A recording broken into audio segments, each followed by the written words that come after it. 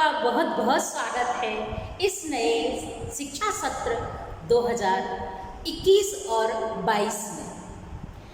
आज हम हिंदी का पहला अध्याय शुरू करते हैं जो है व्याकरण पर आधारित। तो बच्चों, आज हम पढ़ने वाले हैं काव्य के भेद। काव्य के दो भेद होते हैं, रचना के आधार पर और अर्थ के आधार पर। अर्थ के आधार पर काव्य के 8 भेद बताए गए हैं। काव्य के 8 भेद होते हैं। पहला, विधानवाचक।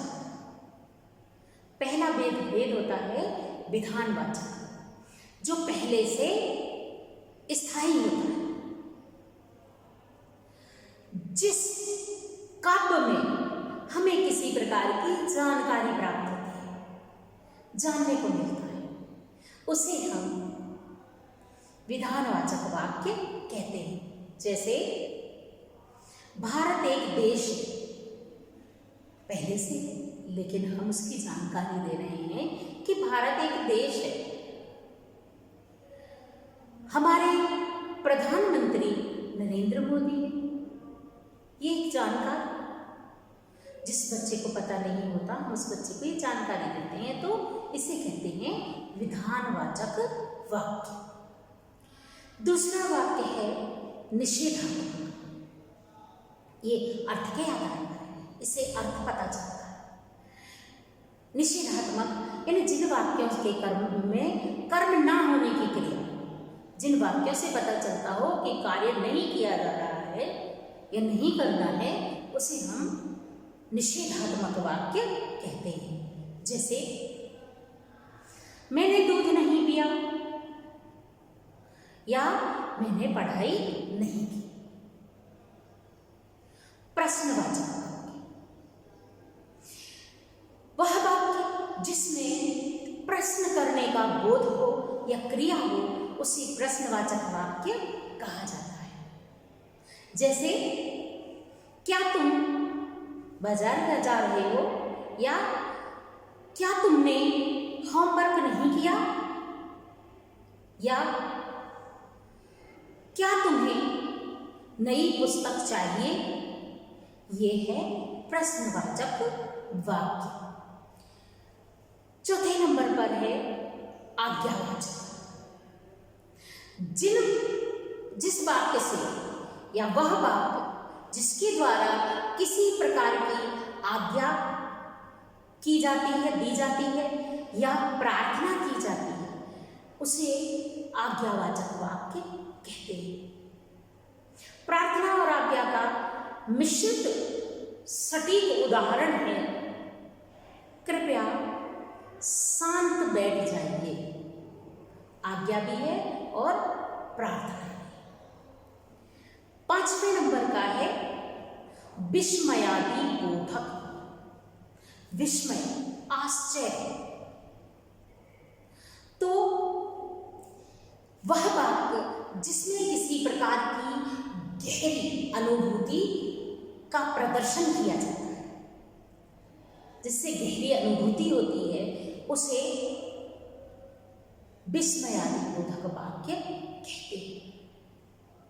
जैसे ओह कितनी ठंडी रात है। विस्मय, आश्चर्य भी है और अनुभूति भी।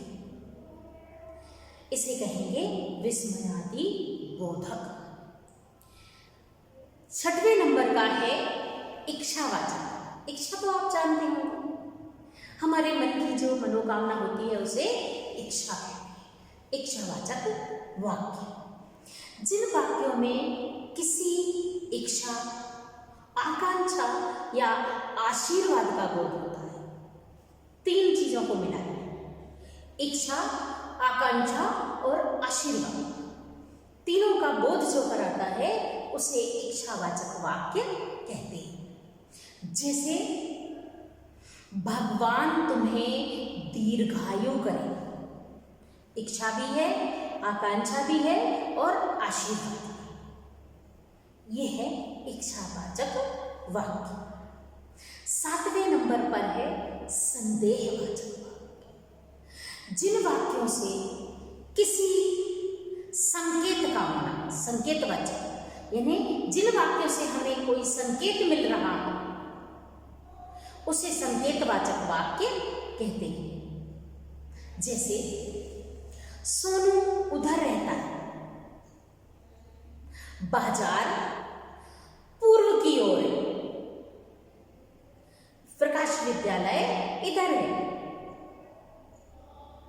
आपकी पुस्तक उस बेंच पर पड़ी है। ये संकेत है, संकेतवाचक वाक्य। 8वें नंबर पर है संदेहवाचक वाक्य। जिस वाक्य से संदेह होने का बोध होता है उसे संदेहवाचक वाक्य कहते हैं। उदाहरण के तौर पर, क्या वह यहां आ गया है? संदेह। क्या तुमने परीक्षा दी? संदेह। क्या मुझे प्रवेश मिल पाएगा? संदेहवाचक। तो बच्चों, आप समझ गए होंगे कि अर्थ के आधार पर जो 8 भेद होते हैं वाक्य के, वो किस प्रकार होते हैं। विधानवाचक, निषेधवाचक, प्रश्नवाचक, आज्ञावाचक, विस्मयादि बोधक, इच्छावाचक और संकेतवाचक, संदेहवाचक। 8 प्रकार के वाक्य होते हैं अर्थ